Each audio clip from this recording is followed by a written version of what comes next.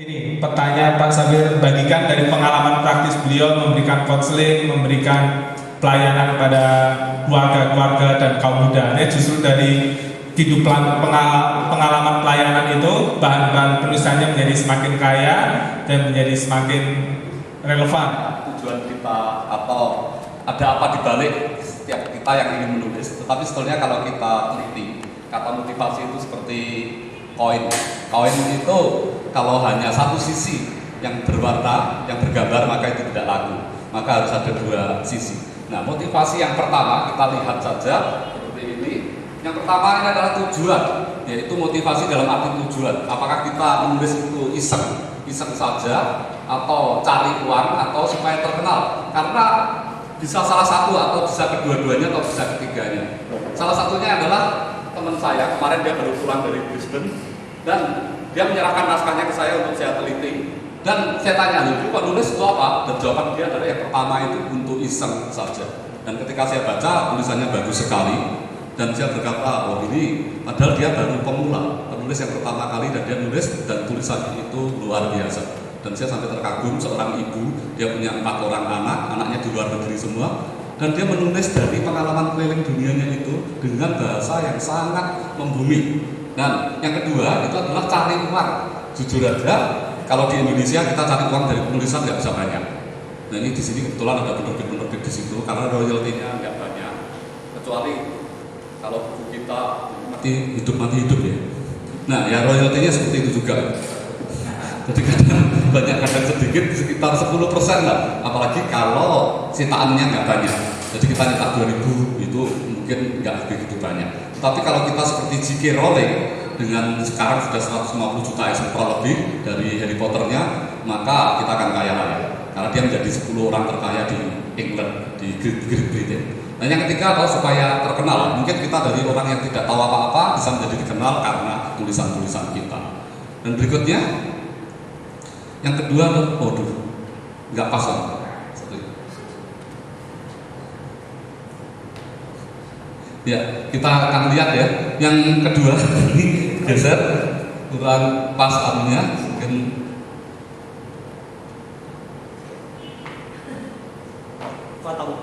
kepotong. Mungkin digeser sedikit begitu ya.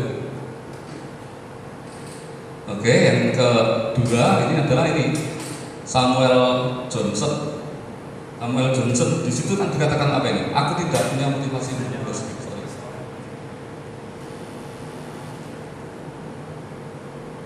Nah ini banyak orang bodoh yang bersedia untuk menjadi penulis tanpa mengharapkan imbalan uang. Bagi dia menulis itu memang mengharapkan imbalan uang. Dan kalau di luar negeri imbalan ini memang sangat real. Mengapa? Dulu saya lihat Reader Digest. Saya pernah iseng tanya, kira-kira kalau saya nulis di Digest itu berapa honornya? Dan dia memberi jawaban yang mengejutkan saya, karena dia akan, kalau you kirim kami short stories, karena itu seperti intisari ya, kali dalam bahasa Inggris, kami akan memberi uang sekitar 35 juta waktu itu kalau dirupiahkan. Padahal kita tulis cerpen di sini 350.000 aja belum tentu. Betul kan? Jadi jomplang. Itulah sebabnya mengapa kalau di sana itu bisa menjadi karir yang sangat luar biasa. Bukan hanya karir yang ecek-ecek. Bahkan kalau kita manajer aja belum tentu menang sama penulis di sana karena honornya tinggi. Nah berikutnya, tujuan akhir pertanyaan Bapak. Kita ganti aja. Mati hidup. Nah ini lebih jelas.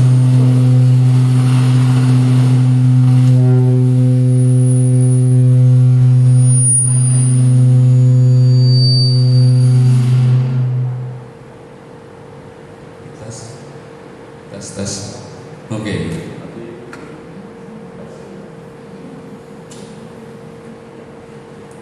Tes. Oke. Ya. Nah, kalau Nathaniel Hawthorne ini penulis yang sangat terkenal, bahkan filmnya pernah disetel di RCTI, yaitu Scarlet Letter.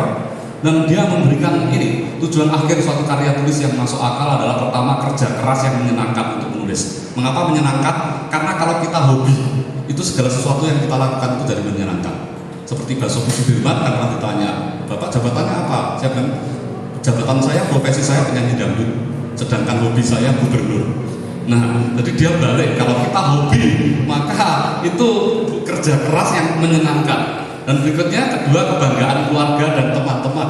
Kebanggaan keluarga dan teman-teman. Karena seringkali kamu mengatakan, loh ini siapa? Oh ini papaku loh.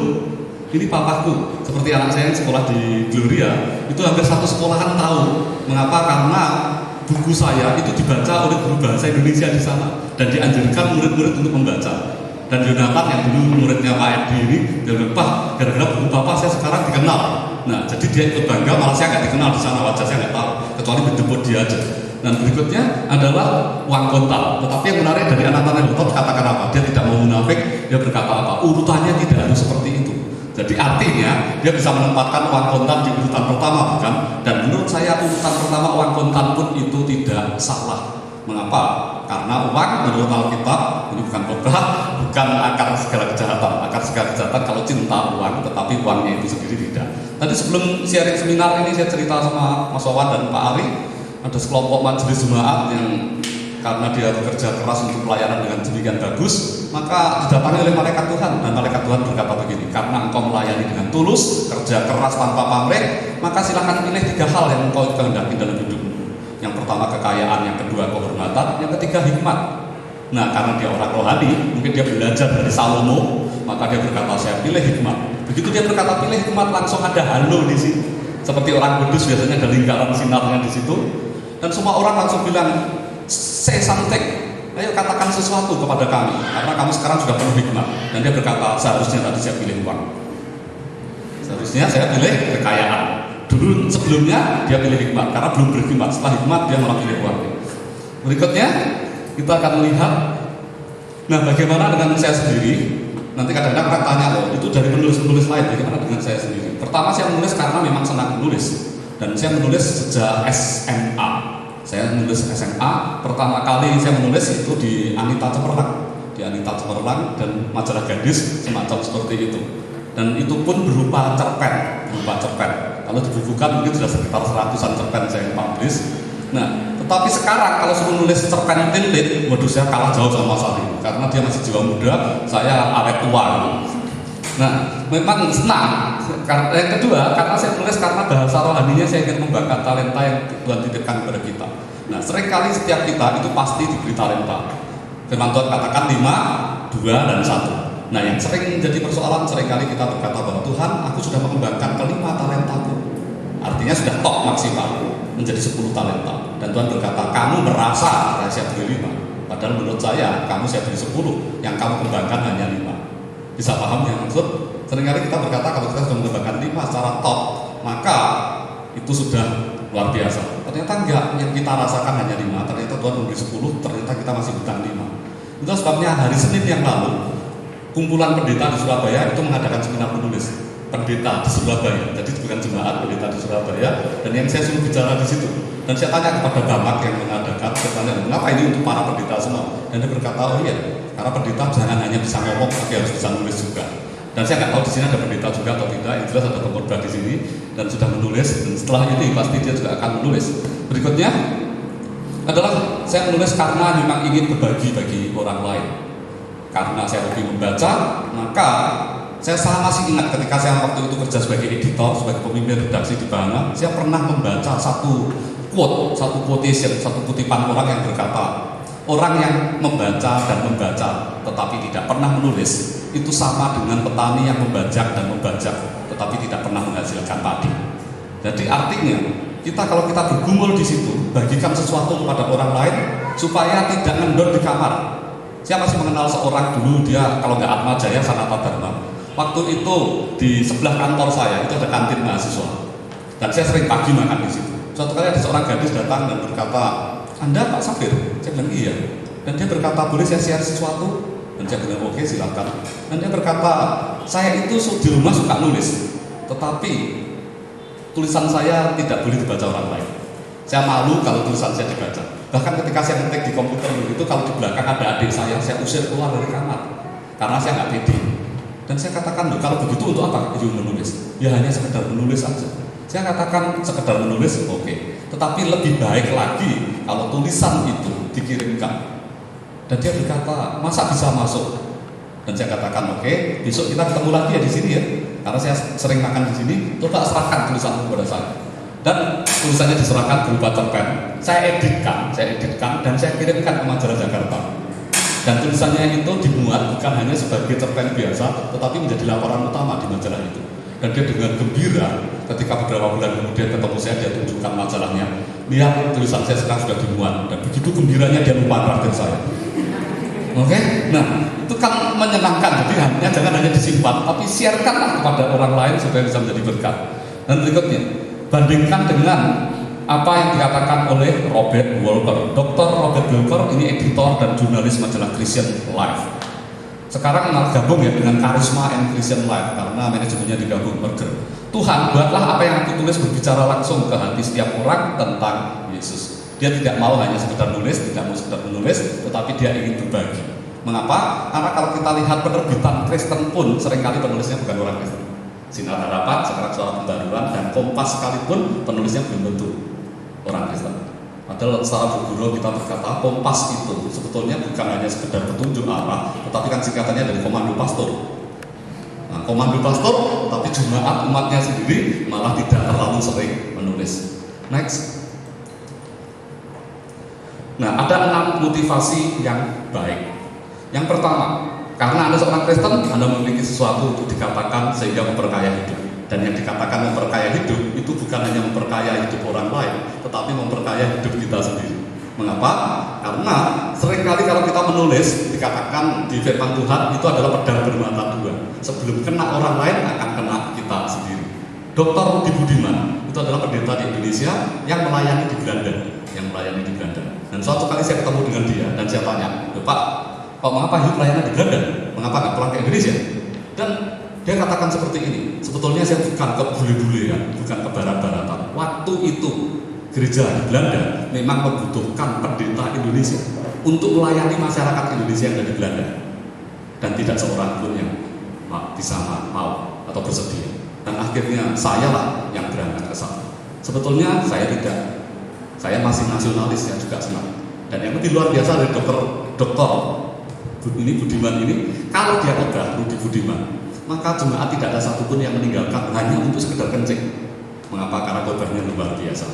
Khotbahnya sangat aplikatif dan sangat memberkati jemaat. Dan ketika saya tanyakan, coba ajarin dong gimana cara khotbah yang model seperti itu, dan dia berkata seperti ini. Setiap malam Senin, artinya minggu dia setelah khotbah, dia memikirkan kira-kira minggu depan itu akan khotbah apa.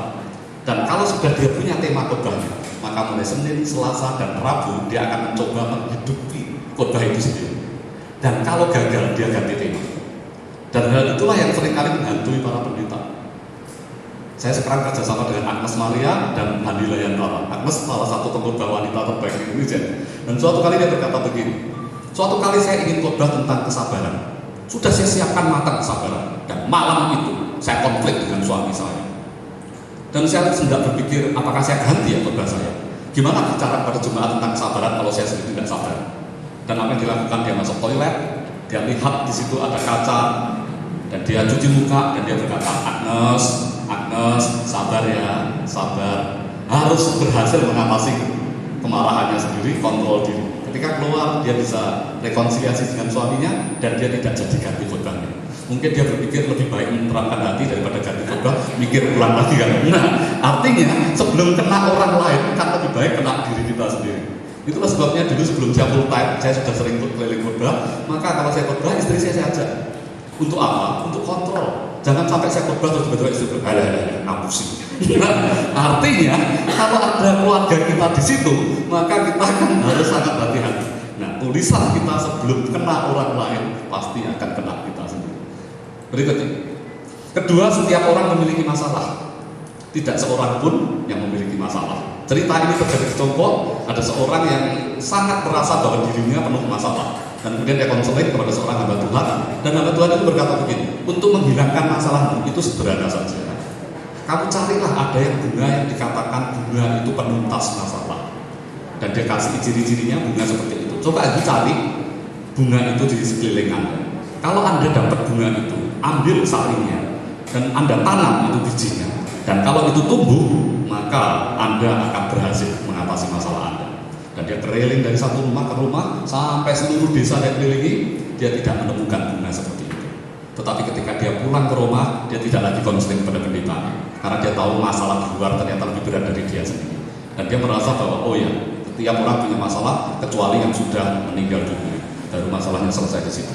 Nah, ya, dengan memiliki masalah, ketiga, Anda menulis karena tindakan ini merupakan suatu pelayanan. Ingat, bukan hanya pelayanan mimbar. Pelayanan mimbar. Sekarang saya memang terlibat aktif di pelayanan mimbar hampir setiap minggu khotbah. Tetapi nulis itu juga pelayanan secara literatur. Khotbah kita kalau dituliskan di buku, di koran, itu akan memberkati lebih banyak orang. Belum lama ini pimpinan Surabaya Pos nawarin saya, ayo Pak nulis secara rutin di kami. Dan Jawa Pos juga begitu, ayo nulis apa saja yang kira-kira bisa menjadi berkat untuk Jawa Pos atau Surabaya Pos. Dan akhirnya mulai saya pikirkan, ya mengapa kok tidak hanya yang rohani aja, sekali-sekali yang di sekuler. Dan yang sekuler itu lebih penting, mengapa? Karena seringkali bisa menggarami orang lebih banyak lagi.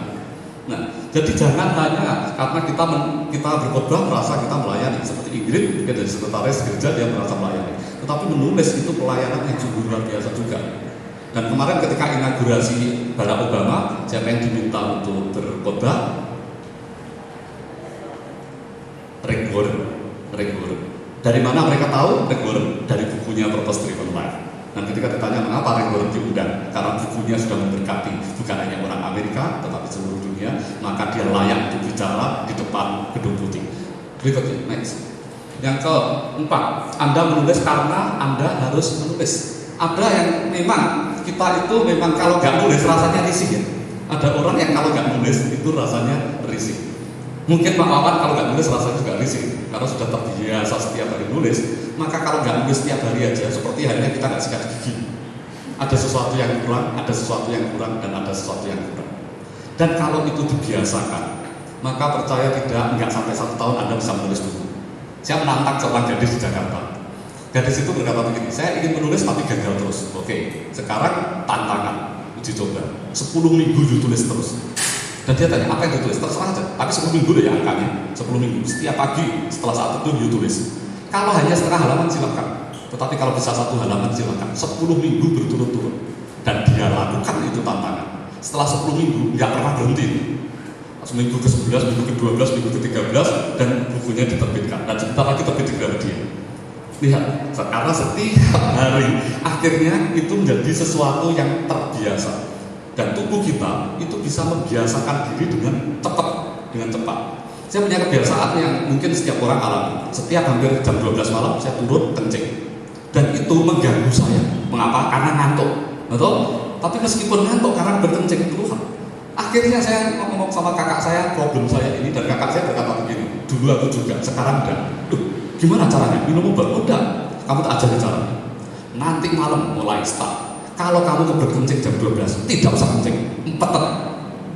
Lakukan itu seminggu, nanti Anda tidak akan lagi bangun tengah malam. Dan ternyata betul, saya lakukan sekarang tengah malam tidak bangun ya. Baru pagi kencingnya banyak sekali. Nah, tapi kalau Anda coba, belum tentu nanti ada yang ngompol, itu jangan salin saya ya. Tapi ngempet itu artinya mengubah ritme, betul ya, mengubah ritme. Dan itu bisa kita lakukan. Memang angkanya sekitar semingguan.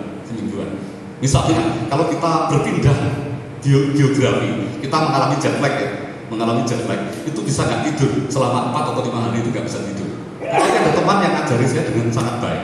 Lihat, kalau Anda di sini, jangan segera Anda masuk ke ruangan. Nikmati udara di sini, rasakan matahari terbenam juga, supaya membiasakan bahwa kita selisih 12 jam dari Indonesia.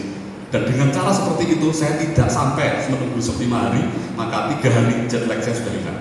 Dan ketika saya kembali ke Indonesia, saya usahakan juga hal yang semacam itu. Jangan tidur dulu, jalan-jalan terus. Begitu mulai malam, maka secara biologis ini malam, waktunya tidur.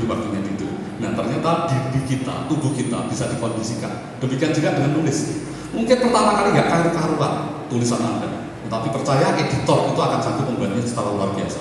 Tadi saya guyonan dengan Pak Wawan itu menjadi penulis yang baik gara-gara ada 2 penulis yang nggak baik. Betul, karena dia di Bahana dan baru masuk, ada 2 penulis kami yang nggak bagus. Isinya bagus, tapi cara nulisnya nggak karu-karuan. Dan saya kira ini coba ini untuk latihan menulis terus. Lama-lama dengan menggugat tulisan orang lain, dia tulisannya menjadi baik, yang 2 orang itu tetap nggak baik. Yang berikutnya, yang kelima, Anda menulis terutama karena masalah emosi ketimbang finansial. Setiap kita seharusnya memang karena emosi, sesuatu yang menggelugak, yang ingin kita tuangkan. Kalau kita empat di dalam, lama-lama akan jadi udun, tahu ya? Bahasa Indonesia udun apa ya? Bisul, oke. Karena dulu saya punya teman yang bisul dan itu belum, tidak tahu sudah dilepaskan atau tidak. Perlu didoakan kelepasan. Karena sering sekali dan itu sangat mengganggu. Dan kalau Anda punya sesuatu itu Anda ungkapkan, itu akan bagus. Satu kali saya ikut seminar internasional namanya Anger Management. Meskipun seminarnya mahal sekali, sekitar 500 US dollar. Tetapi karena saya sendiri dulu punya problem bahwa orang tidak sabaran itu cenderung untuk marah. Dan seminar Anger Management itu ternyata luar biasa. Mengapa? Karena begini, ini bukan seminar Anger Management, tapi saya sampaikan satu hal saja di seminar Anger Management ini. Kalau Anda sedang marah dengan seseorang, kalau tidak Anda lampiaskan, Anda sakit. Oke, Anda sakit. Sebetulnya sakit. Coba Anda lampiaskan dengan cara seperti ini. Ambil selembar kertas. Oke, tuliskan apa yang ingin Anda katakan kepada orang yang sedang Anda jengkel, sedang memarahi Anda, membuat Anda uring-uringan, membuat Anda marah. Oke, tuliskan aja. Misalnya Anton, halo Anton, apa saja sudah kamu tuliskan. Setelah selesai, jangan dikirim ke orang itu. Oke, jangan dikirim. Tetapi 2 hari kemudian Anda baca tulisan Anda pasti percaya, pasti aku tidak menyesal ini tidak saya kirimkan, malah bersyukur karena tidak jadi dikirimkan.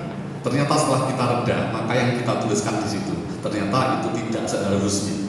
Betul? Nah, nulis itu luangkan aja apa adanya. Setelah itu baru beberapa hari kemudian baru Anda edit, itu akan jauh lebih bagus. Karena impuls pertama, dorongan yang pertama, rangsangan yang pertama untuk menulis trigger itu justru menghasilkan tulisan-tulisan yang terbaik. Malah belum ada polesan itu malah tulisan yang terbaik karena itu yang paling jujur. Dan percaya saja nanti tulisan Anda akan mengalir dengan sangat baik kalau Anda menuliskannya langsung pada saat emosi. Ketika Anda adrenalin Anda meningkat, Anda menulis dengan sangat cepat, maka itu hasilnya akan luar biasa. Berikutnya, keenam, Anda menulis karena hal itu merupakan karunia. Saya percaya bahwa setiap kita, terutama yang ada di sini, pasti memiliki karunia menulis. Jangan seperti dokter, jam bicara jam 5 sampai jam 7, betul? Apa yang 22 jam dia tidak bicara? Oke, apakah yang 22 jam dia tidak bicara? Nah, karena kita pasti di sini, apalagi yang sedang ikut sekolah penulisan, sedang menulis, maka ya itu merupakan karunia dan karunia harus kita kembalikan kepada Tuhan. Berikutnya, next.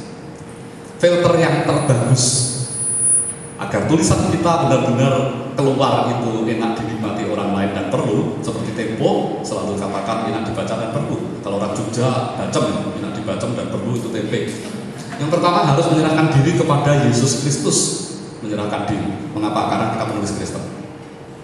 Ada seorang editor yang berkata begini, kalau sampai penulis kami tidak sungguh-sungguh di dalam Kristen, maka tulisannya tidak kami terbitkan. Mengapa? Artinya dia munafik, dia tidak. Bahkan yang lebih ekstrim lagi, suatu kali saya didatangi sore-sore, ada yang datang ke rumah saya. Dia direktur penerbitan, dan dia berkata begini, Pak, saya mau mundur dari penerbitan. Saya tanya, enggak ada Pak, karena saya munafik. Dan dia jujur berkata begitu. Nah, apa dikira kita setiap kali penulis Kristen nggak banyak munafik? Hanya kapasitasnya dan intensitasnya yang berbeda. Betul kan? Sesuatu yang kita tuliskan itu pasti menasihati orang lain untuk menjadi lebih baik. Nah, apakah kita sudah menjadi seperti yang kita tuliskan? Belum tentu. Karena kita, seringkali kita jujur kan dengan tulisan, saya juga sedang dalam proses itu, sedang mengarah ke situ. Tetapi dia memutuskan untuk mundur. Karena apa yang saya tulis itu berbeda dengan apa yang saya jalani sehari-hari. 6 bulan kemudian saya ketemu dengan dia lagi. Wajahnya tidak tambah happy, tambah tidak happy. Saya tanya, gimana bisnis? Oh, maju pesat. Tetapi mengapa juga happy? Oh iya, karena ternyata setelah saya renungkan, seharusnya saya kembali ke penulisan. Karena itulah di mana saya bisa bergairah. Secara finansial, saya memang sekarang jauh lebih senang daripada dulu. Tetapi secara batin saya tertekan. Karena setiap kali melihat orang nulis buku, saya jadi ingin nulis lagi. Tetapi ya itu, karena saya tidak mau munafik, maka saya hapuskan itu kerinduan itu. Ternyata setelah saya nasihati, dia mulai belajar menulis lagi. Mulai dari awal lagi. Dan dia berkata, sekarang hidup saya menjadi lebih bermakna. Berikutnya. Yang kedua, harus tertarik terhadap sesama. Adalah ungkapan yang berkata, koran itu menceritakan tentang manusia dan relasinya terhadap lingkungan. Itu koran. Manusia dan relasinya terhadap lingkungan. Itu Quran. Kalau Alkitab itu bukan hanya manusia dan relasinya terhadap lingkungan, tetapi manusia dan bagaimana seharusnya bereaksi terhadap lingkungan. Bisa tahu perbedaannya? Jadi kalau Alkitab itu lebih dalam lagi. Itulah sebabnya mengapa kita mengeluarkan tulisan itu jangan hanya just the fact, hanya fakta. Karena kalau fakta itu akan straight news. Mungkin Bapak Ibu yang sudah belajar jurnalistik tahu. Hanya tulisan langsung straight news, tidak ada deep news, tidak ada pendalaman, investigasi yang mendalam. Sehingga tulisan kita belum ada pengendapan, belum ada kita pikirkan secara dalam, sehingga tulisan kita hanya betul-betul data begitu saja. Tetapi coba kalau itu berdasarkan renungan yang sangat dalam, tulisan kita hasilnya akan luar biasa. Saya punya teman namanya Imelda Saputra. Dia kalau menulis tentang bagaimana orang itu harus bangkit meskipun dia cacat, dia menulisnya dengan sangat bagus. Mengapa? Karena dia sendiri cacat, karena dia di atas kursi roda. Sebetulnya dia ajak kemari, tetapi dia ada halangan, dia nggak bisa. Dia tinggal di Jakarta. Bahkan ketika saya memberikan seminar penulisan di Jakarta, di Bogor, saya ajak pun, dia bilang, saya semangat, tapi boleh nggak sama papa mama? Nah itu semangatnya tinggi sekali. Dan karena dia mengalami seperti itu, tulisannya terhadap orang-orang cacat itu sungguh luar biasa. Dan salah satu bukunya sudah diterbitkan, kalau nggak salah di Anti Offset, tentang kisah hidupnya dia sendiri. Berikutnya, ketiga, kita harus mengenal pesan kita. Artinya, kalau kita tidak paham terhadap tema tertentu, lebih baik nggak nulis. Kalau saya menulis tema komputer, mungkin nggak bisa bagus, pasti. Karena itu bukan bidang saya. Tetapi tulislah apa yang betul-betul Anda kuasai, maka tulisan Anda akan luar biasa. Kalau Rudi Koirudin suruh nulis tentang otomotif, nggak bisa. Tapi kalau dia suruh menulis tentang omelet, dia bisa sampai berhalaman-berhalaman. Tahu yang saya maksud? Nah artinya, kadang-kadang kalau kita menulis di media massa, tulisan kita ditolak, itu bukan karena tulisan kita jelek, tetapi bidang yang kita tulis tidak kita kuasai. Tulislah saja apa yang menjadi bidang Anda. Dan bidang Anda pun tidak ada yang dikatakan bidang yang terlalu kecil. Sekecil apapun kalau kita eksplorasi, itu akan menjadi tulisan yang tidak akan pernah ada habisnya. Dan sudah saya buktikan, sekarang saya setiap hari bukan hanya menghibur orang untuk menulis, tapi setiap hari minimal saya 1 halaman pasti saya tulis. Mengapa? Setiap hari saya khotbah di radio. Setiap hari, 6:30 pagi, selalu, baik minggu atau non minggu, itu selalu khotbah di Radio Sangkakala Surabaya. Dan itu setiap hari, tidak pernah absen. Kalau saya pas keluar negeri atau keluar kota, maka rekaman, setelah itu baru dibuka.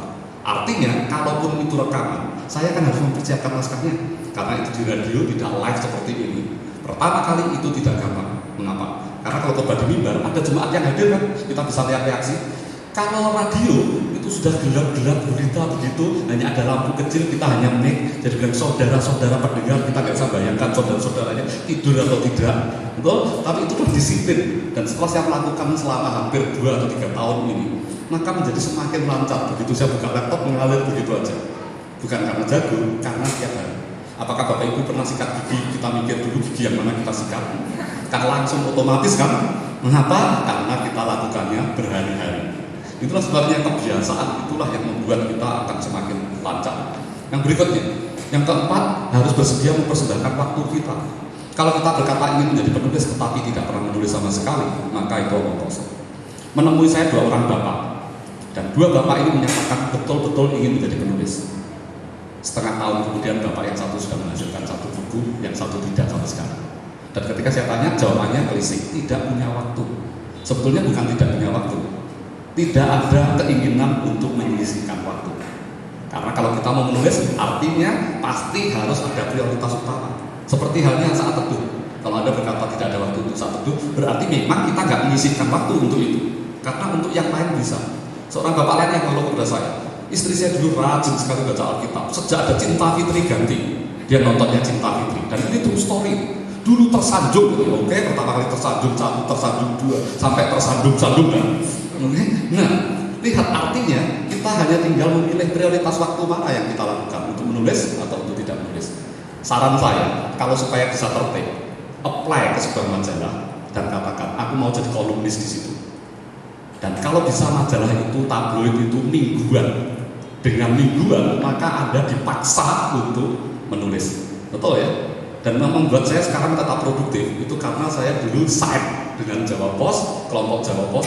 ngisi tabloidnya every week. Setiap minggu itu minimal saya harus tulis 2 halaman layar komputer, 2 halaman layar komputer. Dalam kondisi kalau firman Tuhan berilah bertanggung jawab kepada orang tepat atau tidak tepat waktu, betul? Itu harus kita sediakan waktu. Dan dengan janji seperti itu kita sudah sign, maka mau tidak mau kalau tiba jatah deadline harus tulis kan? Dan itulah yang membuat kita nanti akan semakin lancar aja menulis. Apakah nyaman? Oh tidak. Mula-mula nyaman ketika kegiatan tidak padat, tetapi begitu kegiatan padat itu sulit sekali. Saya pernah jam 1 dini hari saat winter, saya ditelepon dari Jawa Pos, Pak, deadline kami tunggu. Saya bilang, ini saya jam 1 loh. Oh sorry Pak, kan perbedaan waktu. Oh iya, tapi bisa nggak ditunda? Kali ini saya blank aja. Terus dia bilang, nggak bisa. Mau diisi apa? Iklan. Karena itu sudah diplot. Jadi tulisan itu Bapak sudah ada di tempat situ. Nah, apa yang saya lakukan, saya bangunkan itu pendeta yang undang saya. Pak, saya pinjam komputernya, ini darurat. Loh ada Pak? Sudah ada permintaan dari tanah air untuk menulis 2 halaman. Dan saya kerjakan hanya setengah jam selesai. Mengapa? Karena kepepet. Kita itu kalau kepepet itu bisa, betul? Dan ilmu kita seringkali kan kepepet. Belajar ujian, kurang seminggu nggak belajar. Nanti kurang semalam wayangan, betul? Hasilnya, kalau penulisan bisa lebih bagus. Aneh ya? Kalau untuk belajar jangan Anda terapkan. Karena kalau Anda tidak mencicil setiap hari, maka Anda mencicil pada malam terakhir. Betul ya, kalau Anda tidak mencicil belajar setiap hari, Anda akan mencicil pada malam terakhir. Tetapi kalau untuk deadline, maka itu ajaib. Ada reaksi-reaksi kimia di dalam tubuh kita yang membentuk hormon adrenalin. Dan hormon adrenalin itulah yang memacu kita untuk bisa menulis dengan lebih baik lagi. Mengapa? Karena saat itu kan seluruh energi itu seperti oksigen itu mengalir ke otak dan dalam sekejap tulisan kita jadi.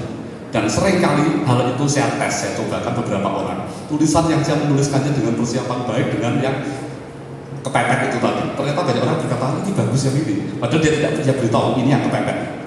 Oke, jadi yang kepepet-kepepet itu kadang-kadang luar biasa. Lihat ya. Kelima, harus jujur. Apa artinya harus jujur? Kalau kita nggak tahu terhadap apa saja yang pokok bahasan yang kita tulis, kita katakan aja terus terang, saya tidak tahu. Nah, tapi kalau kita menulis terus-menerus tema itu, orang lain akan bertanya, kalau tidak tahu kok nekat nulis. Jadi lebih baik tulislah apa yang Anda tahu dan jujur terhadap diri Anda sendiri. Artinya, apalagi kalau saya menulis di media rohani, kan seringkali berkata, saya pun sedang bergumul terhadap masalah ini. Betul ya, misalnya ketidaksabaran, dan saya menulis bagaimana memupuk kesabaran itu. Maka di situ saya tuliskan, ayo kita belajar bersama-sama bagaimana kita memupuk kesabaran. Karena ini ada pengalaman, salah satu jemaat sebuah gereja di Surabaya, dia malamnya berdoa kepada Tuhan begini, Tuhan, you tahu, aku itu orang yang tidak sabaran. Tolong berkati aku dengan kesabaran. Dan keesokan harinya dia bangun pagi, terlambat bangun, bekernya nggak bunyi, dia terlalu cepat, kemudian minum kopinya nggak enak, mengeluarkan mobil dari garasi, ngerempet buknya, dan sepanjang hari banyak hal yang membuat dia tidak sabar. Dan malam hari dia menghadap Tuhan lagi, dia berdoa, Tuhan, kan semalam saya sudah berdoa minta kesabaran, kok ternyata banyak masalah di sekeliling saya. Dan dengan lembut Tuhan berkata, apakah engkau bisa lulus dari kesabaran kalau memang tidak ada masalah sama sekali? Kalau tidak ada masalah sama sekali, otomatis setiap orang sabar. Dengan ada masalah, kamu belajar untuk sabar. Betul kan? Itu sebabnya kalau kita tidak ada konflik, tidak ada masalah, kita nggak bisa menulis kok. Kita tidak mungkin bisa menulis cerpen. Kalau tidak ada konflik, kalau tidak ada masalah, semuanya happy ending, dan itu tulisan yang kadang-kadang justru tidak menarik. Tapi kalau justru berliku-liku, lihat, bahkan pengalaman nyata sekalipun, pengalaman nyata, kalau itu kehidupan kita naik turun seperti roller coaster, orang bilang, ceritamu kok seperti sinetron, padahal ini real story. Oke, karena justru yang banyak gejolak itulah yang akhirnya bisa menjadi tulisan yang menarik. Berikutnya, yang keenam, harus memiliki visi yang jelas apa yang ingin Tuhan kerjakan terhadap tulisan kita. Harus punya visi. Kira-kira tulisan saya ini mau jadi apa? Dan tadi saya bertemu satu pesawat itu dengan salah satu pendeta senior di Yogyakarta. Satu pesawat dengan saya, dan saya tanya, Pak, kok nggak nulis Pak dari dulu? Dan dia berkata, tidak ada waktu. Saya bilang, oh nggak bisa, pasti ada waktu. Coba, Bapak begini aja. Kan Bapak gembala sidang kan? Artinya khotbah Bapak, tema Bapak sendiri yang atur. Oke, Bapak atur misalnya selama 3 bulan. Itu tema keluarga. Maka minimal Bapak khotbah 12 kali. Betul ya? Minimal 12 kali. Nah, 12 kali itu bisa menjadi 12 bab. Dan 12 bab itu bisa menjadi satu buku. Betul? Sekarang saya sedang menulis dengan tema uang. Mengapa? Karena jemaat banyak yang bergerak di bidang forex, di bidang finance, maka saya lebih banyak, sedikit banyak mulai mengerti itu tentang keuangan. Dan bagaimana caranya saya menulis tentang keuangan? Sesekali saya khotbahkan itu. Saya khotbahkan tentang keuangan, berarti saya harus menggali banyak buku di situ. Saya kumpulkan ini 1 khotbah, 2 khotbah. Setelah itu, nanti akan saya jadikan buku dan keluarlah buku itu. Judulnya sudah di kepala saya, The Power of Money. Oke? Nah, jadi kita sudah ada rancangan, kira-kira tulisan kita nanti jadinya seperti apa? Dan kalau sudah ada rancangan, pasti jadi. Tulisan kita pasti jadi. Ketika SAR sedang ramai, IT sedang ramai, kita sudah punya pikiran. Gimana saya menulis tentang kedokteran, tetapi yang sangat awam, yang jemaat awam bisa mengerti. Tetapi saya bukan seorang dokter, tetapi manajer rumah sakit mitra keluarga, itu rumah sakit elit di Surabaya, itu best friend saya. Dulu ketika saya masih di Jogja, kalau dia datang ke Jogja, nginepnya di rumah saya. Maka saya telepon, saya katakan, saya mau nulis buku kedokteran. Ayo, nulis. Bahan dari saya, iya nulis. Kok enak? Gini aja, sama-sama nulis, babnya dibagi. Betul? Karena royalty dibagi juga. Jadi saya katakan, karena itu juga bisa nulis, kita bagi aja. Nanti yang sifatnya itu penghiburan, yang sifatnya penguatan, itu urusan saya. Mulai dari pengantar semuanya urusan saya. Tapi mulai masalah teknis, bagaimana klinisnya, bagaimana pengobatannya, itu bagian itu. Jadi bilang, deal, akhirnya jadi tulisan itu. Dan kemarin hari telur internasional, saya tahunya telur rebus, telur dadar, telur ceplok, omelet, betul kan? Tapi karena dia ahli gizi juga, kita tulis sama-sama di Jawa Pos, bagi-bagi tugas. Yang cari bahan-bahannya, nanti saya mengolahkan jadi tulisan. Nah, dengan cara seperti itu, meskipun kita tidak pakar di bidang tertentu, kita tetap bisa menulis di media massa. Cari orang-orang yang seimbang. Syukur-syukur orang itu berkata begini, tak kasih bahan, nanti kalau dapat honor, yang dapat, itu lebih luar biasa. Artinya Anda diberkati. Berikutnya, sekarang motivasi yang kedua. Kalau motivasi yang pertama tadi, sisi mata uang adalah alasan dibalik mengapa kita menulis. Yang ini adalah motivasi ketika kita tidak termotivasi, bisa mengerti? Kalau tadi motivasi itu alasan dibalik mengapa kita menulis. Kalau yang sekarang ini adalah semangat menulis itu sendiri. Seringkali kok kamu nggak termotivasi kan untuk menulis? Motivasi di sini adalah semangat itu.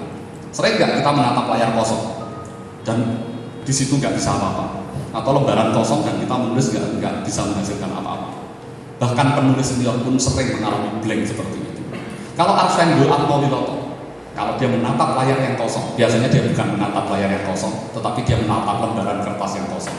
Karena dulu dia punya kebiasaan suka mengetik di mesin ketik. Katanya lebih asik. Bunyi tek-tek-tek-teknya itu membuat dia semangatnya lebih tinggi. Kalau komputer, kalau tek-tek-tek seperti saya, karena biasa dulu bisa ngetik di komputer tek-tek-tek, keyboardnya itu rusak. Nah, kalau kita menatap layar yang kosong, Arswendo Atmowiloto punya cara yang luar biasa. Saya nggak bisa niru. Yaitu dia persiapkan beberapa mesin ketik.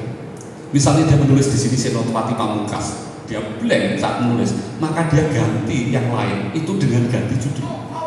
Itu luar biasa ya. Dia ganti tulisannya dia yang lain yang setengah jadi, yang ini bikin seperempat jadi, yang ini setengah jadi. Di sini dia pindah di sini yang sudah 80%. Itu luar biasa. Dan luar biasa bodoh juga, butuh 3 mesin ketik. Tapi kalau Anda di komputer, Anda tinggal pindah folder kan? Tinggal pindah folder, ini belum jadi pindah itu pindah jadi. Dan kalau kita praktekkan, ternyata kita bisa melakukannya. Ternyata. Sekarang di laptop saya itu ada 3 folder, 3 buku yang berbeda. Jadi kalau yang di sini sudah saya pindah ke buku yang lain. Jadi sekarang ini yang satu sudah 90%, yang satu 70%, yang satu baru 20%. Jadi kalau saya biasanya saya kebut itu yang 90% supaya cepat jadi buku. Tetapi kalau yang 90% belum jadi, saya akan turun ke yang 70% dan kemudian yang 20%. Pernah akhirnya itu sampai semuanya 80% karena kesibukan belum selesai.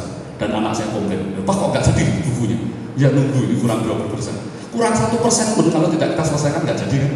Jadi kalau kita menatap layar yang kosong, cobalah pindah dari satu kegiatan ke kegiatan yang lain. Bukan dari satu kegiatan ke nganggur yang lain. Ingat, karena begitu kita nganggur, kita malah nggak dapat apa-apa.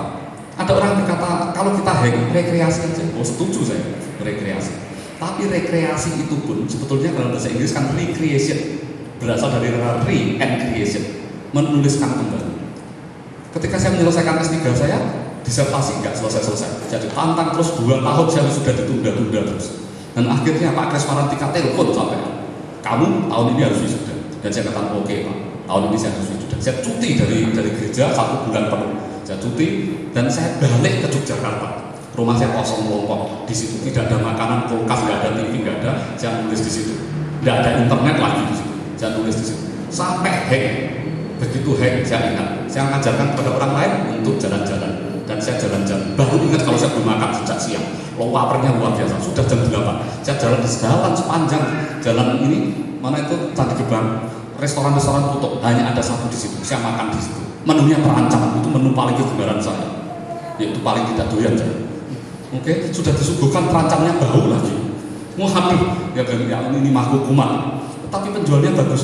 Tiba-tiba lari di belakang berkata, Pak, maaf Pak, itu anak saya salah Pak, itu terancamnya yang sudah bau, tidak bisa. Jadi memang nggak ada menu lagi yang bisa dimakan. Tetapi karena Bapak sudah terlanjur di sini, Bapak minta apa? Oh, saya minta kalau begitu telur goreng aja. Oke, dikasih telur goreng for free. Karena dia membalas kesalahannya, dikasih terancam. Setelah pulang saya selesaikan sampai jam 2, selesai, finish. Nah, jadi kadang-kadang kalau kita sedang hang, mata kita sedang lelah, jalan-jalanlah keluar, dan itu akan menolong Anda.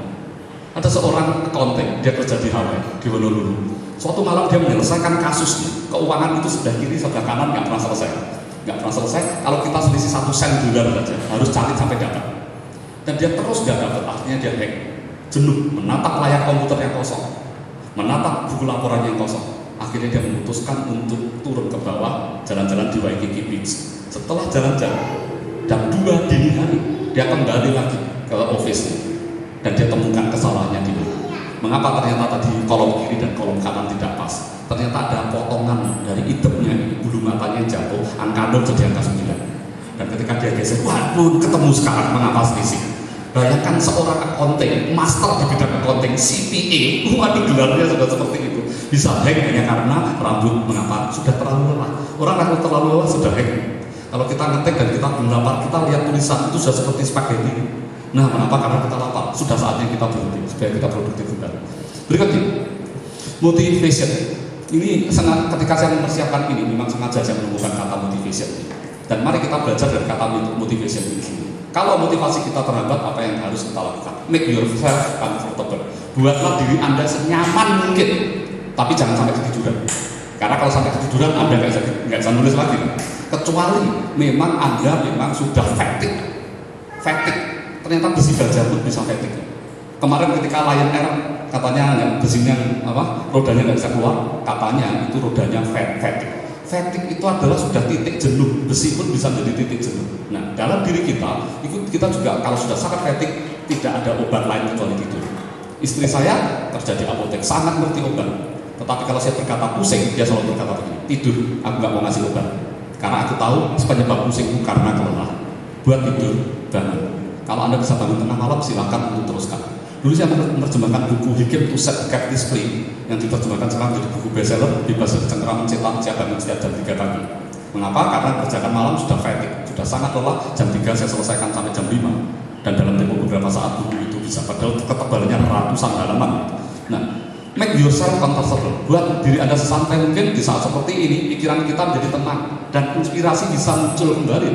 Begitu inspirasi muncul, semangat untuk menulis akan bangkit kembali. Karena seringkali yang membuat hang itu, kalau nggak ada ide sama sekali, idenya melayang kemana-mana. Saya bahkan pernah mendapatkan semangat untuk menulis di saat tidur. Saat tidur, tiba-tiba ada ide menulis. Apa yang saya lakukan? Saya langsung bangun, cuci muka, dan saya tuliskan, saya menghasilkan 4 artikel saat itu. Mengapa? Karena sedang fresh. Saya berpikir, kalau nanti saya tunda, maka tidak akan jadi. Saya belajar dari Profesor Budi Dharma. Budi Dharma dulu rektor IKIP Malang, IKIP Surabaya, rektor yang menulis orang-orang di Bloomington.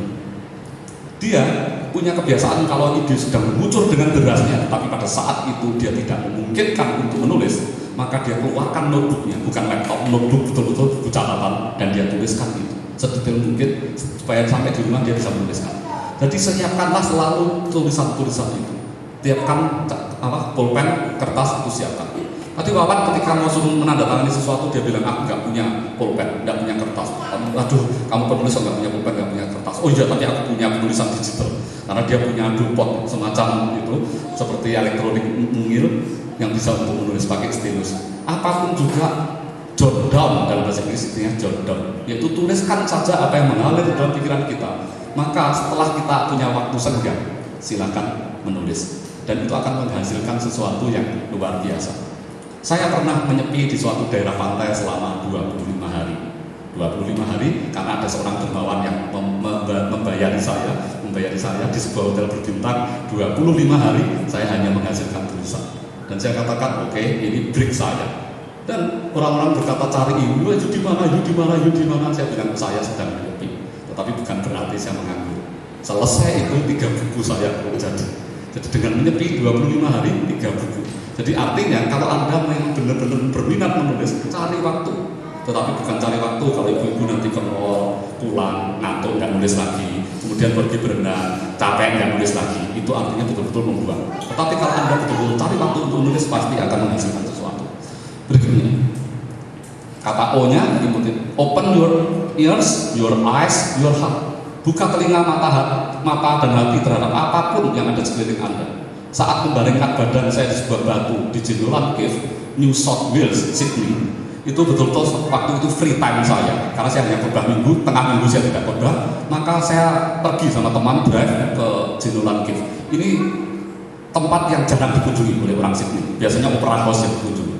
Dan ada teman saya tanya, you free, mau temani saya? Tapi di sana nanti saya merenung, kalau you oke, temani saya. Dan dia menemani saya. Dan di situ ada semacam tempat berbaring, tapi dari batu cadas. Dan saya berbaring di situ berlama-lama, bukan tidur, karena mata saya menatap stalaktit dan stalagmit itu terus menerus. Selesai saya kembali ke Sydney, saya bisa membuat tulisan satu lagi. Dan bayangkan juga kira-kira judul bab 1 apa, bab 2 apa, bab 3 apa, dan jangan lupa catatan ada di samping Anda. Karena pikiran kita itu gampang lupa, kita itu pikun di usia dini, betul? Itulah sebabnya mengapa harus ada catatan. Dan setelah itu Anda tuliskan. Nah, tiba-tiba saja keinginan untuk menulis begitu besar sehingga saya bangkit berdiri dan merekam semua yang saya dengar, saya lihat dan saya rasakan dengan otak saya. Sesampai di Redfern, apartemen tempat saya menginap, saya langsung membuka komputer dan menuangkannya. Hari itu juga selesai bab pertama. Dan kalau kita mau menyelesaikannya, selesaikan sampai bab pertama. Karena begitu selesai bab pertama, Anda tidak akan mundur lagi. Tetapi kalau Anda baru kalimat pertama Anda selesai, menuliskan itu karena Belanda masih jauh, Anda nggak akan selesai. Katakan, oh Belanda memang masih jauh, tapi Jepang sudah dekat. Sehingga semangat bangkit kembali kan. Berikutnya yang T adalah motivation. T-nya sudah, dan increase your interest in writing daily day. Kalau Anda sudah semacam hack, lihat aja saat Anda membaca karya orang lain, keinginan untuk menulis karya sendiri ikut-ikutan terdongkrak. Dalam pengalaman saya, ketika saya sedang asik membaca koran, majalah, buku, bahkan blog, saya bisa tiba-tiba saja terkena sengatan listrik untuk segera menulis dengan tema tertentu. Bisa tema yang sama, tetapi dengan sudut pandang yang berbeda. Atau ini saat membaca sebuah majalah di maskapai tertentu di atas pesawat, tiba-tiba muncul ide untuk menulis, yaitu The Butterfly Effect. Itu saya tulis ketika saya naik SQ di penerbangan ke Singapura. Di situ ada artikel, tulisannya itu The Butterfly Effect. Dan saya tiba-tiba saya menemukan kata Butterfly Effect itu. Ternyata Butterfly Effect adalah kehidupan kita yang luar biasa. 40 tahun, atau kalau usia kita 80 tahun, 40 tahun usia kita yang pertama itu akan hampir mirip dengan 40 tahun usia kita yang berikutnya. Anda boleh bayangkan. Salah satu contohnya adalah ketika kecil kita itu suka bermain-main.